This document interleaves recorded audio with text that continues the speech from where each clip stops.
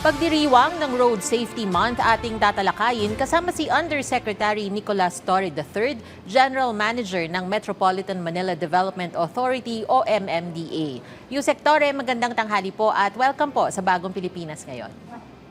Magandang tanghali po ma'am at magandang tanghali sa inyong mga tagapakinig.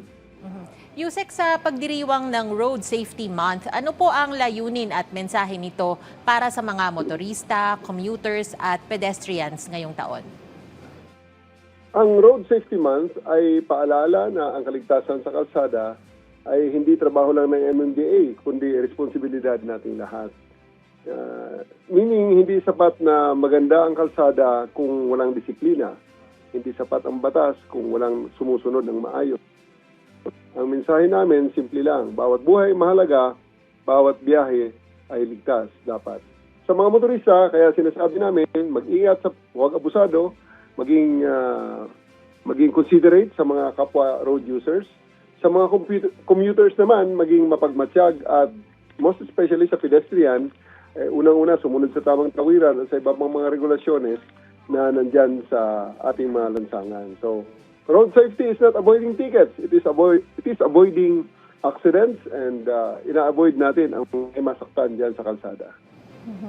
Yusek, sa tala ng MMDA, ano po ba yung pinakakaraniwang sanhi ng mga aksidente sa kalsada sa Metro Manila ngayon? Ang pinakamaraming aksidente ay cost ng driver error, distracted driving. Nagsi-cellphone, nagtitext, nakikipag-usap sa kung saan-saan at wala ang atensyon sa kalsada at sa pagmamaneho. Then ang kasunod yan, overspeeding. May mga times na sobra na sa speeds na pupwede dyan sa kalsada, kaya nagkaka-aksidente. Tapos sa iba naman, illegal stopping, lane changing, disregarding traffic signs, drunk driving, saka yung mga pagod na, fatigue driving, nakakatulog sa pagmamaneho. At generally, kawalan ng disiplina talaga, including sa mga pedestrians na tawid lang ng tawid kung saan, kaya nagkakaroon ng aksidente. So, ang tingin namin, ang problema hindi talaga sa kakulangan ng batas, kundi kakulangan sa pagsunod ng mga road users. At karamihan sa mga aksidente, preventable ito. Hindi nga aksidente minsan, kundi resulta ng kapabayaan. Yusek, nabanggit nyo nga po yung mga karaniwan nga pong sanhi ng aksidente gaya ng distracted driving. So ngayon po, paano naman po pinaiigting ng MMDA yung kampanya laban po dito, pati na rin po sa overspeeding at pagmamaneho ng walang disiplina? Yun po. Sa distracted driving po, meron talaga tayong Anti-Distracted Driving Act na batas na hindi ka pwede mag-cellphone, hindi pwede, may mga limitations kung ano pwede mo ilagay sa mga dashboards. At ito ay pinapatupad ng ating mga tauhan dyan sa kalsada and also sa NCAP. No contact apprehension policy. Marami tayong mga cellphone, mga video cameras na naka-AI. So kung ang pagbasa ng AI, ang tao ay may hawak na cellphone, pumipitik yan, binavalidate ng ating validators. Kung ang tao ay hindi gumagamit ng seatbelt, mapipitik din yan ng AI and we are capturing around 10,000.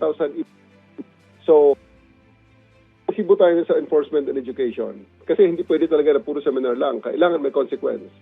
So, yun nga, may intensified operations tayo, kaya kapag nagmamaneho ka, habang hawak mo ng cellphone, hindi multitasking ang tawag niyan. Pagsugal yan ng buhay mo at saka ng buhay ng ibang mga road users.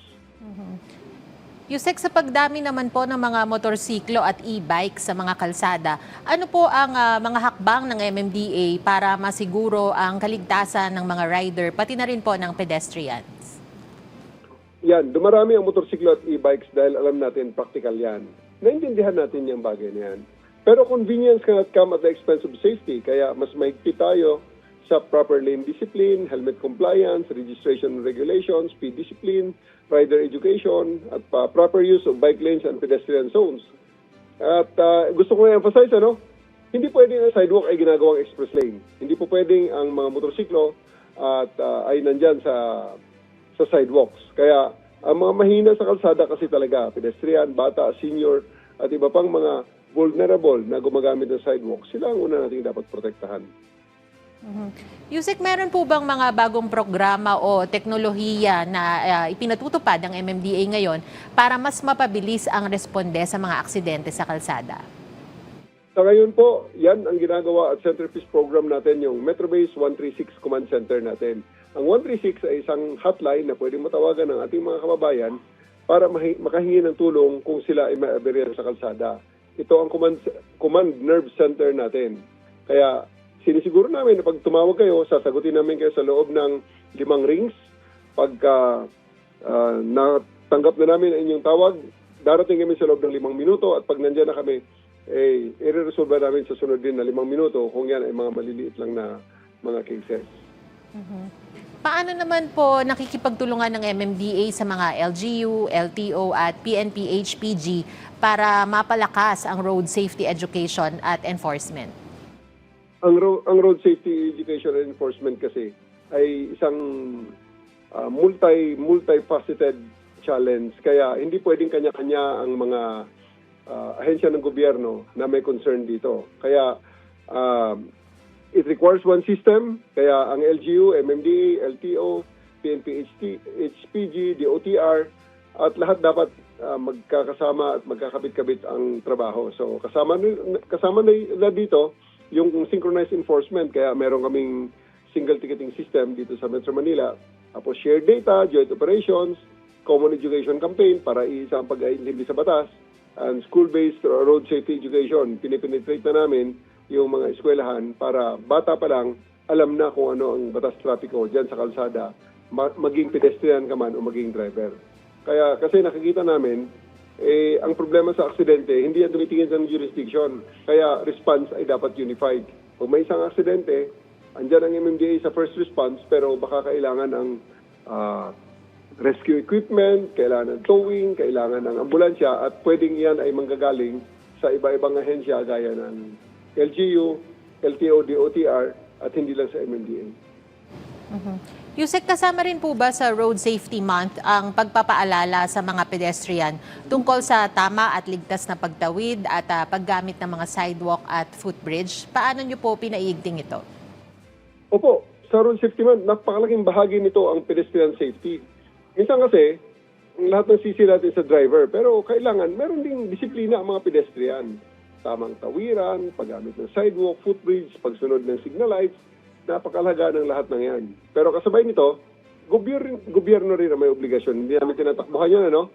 Kaya dapat may maayos na sidewalk, ligtas na tawiran, accessible na footbridge. Kaya nga, yung ating DPWH, Underga Secretary Vince Dizon, nakakita nyo, talagang walang tigil, walang humpay ang pag-improve ng ating mga kalsada at mga facilities para sa ating mga pedestrian man at saka mga motorista.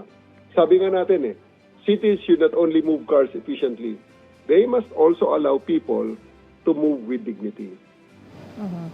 Yusek, sa mga nakaraang taon, meron po ba kayong nakitang pagbabago o pagbaba sa bilang ng road accidents dahil nga po sa mga kampanya ng MMDA?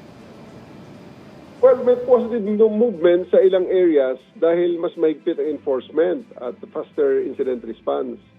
Pero hindi tayo dapat maging kampante kasi may nakikita naman kami ngayon na dahil lumuwag ang kalsada, medyo nagiging mas malala ang aksidente na nakikita natin. Like kaninang umaga lang, may bumangga na naman sa barrier na motor. Nagkakarera ang dalawa.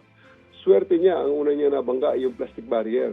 May dalawang plastic barrier muna bago ang semento. Kaya napakadelikado. Hindi natin sinusukat naman kasi ang tagumpay sa dami ng huli, kundi sa dami ng mga aksidente na iiwasan. Ang paniniwala natin dito sa MMDA, ang tunay na success, ay yung walang namatay, walang naulila, walang nasira ang buhay. Kaya totoo na merong positive movement ang ating mga statistics, pero road safety is not statistics. Talagang ang pag-iisip namin dito, it is always everyone's protection, especially our family. Alright, Yusek, mensahe nyo na lang po sa publiko upang maging responsableng road users at makatulong sa pag-iwas sa mga disgrasya sa kalsada. Maraming salamat po, ma'am, sa pagkataong ibinigay niyo sa amin para maihayag ang mga programa ng MMDA. Lagi naming sinasabi sa ating mga kababayan, ang disiplina sa kalsada ay hindi lang para sa MMDA. Ito ay para sa sarili nating buhay, sa pamilya, at sa mga mag-anak natin naghihintay sa atin sa bahay. Huwag tayong magmanehon na parang tayo lang ang may karapatan sa daan. Respeto, disiplina, responsibility, yan tunay na road safety. At sa ating mga pedestrians din, ganoon din. Palaging maging mapagmatsyag at maging mapanuri at laging sumunod sa batas trapiko. At sa panghuli po, lagi niyong tandaan, kapag may aberya sa daan, ipa-MMDA na yan. Dial 136, 5 minuto, kami ay nandyan. Magandang umaga po. Alright, maraming salamat po sa inyong oras. Undersecretary Nicolas Torre III, General Manager ng MMDA.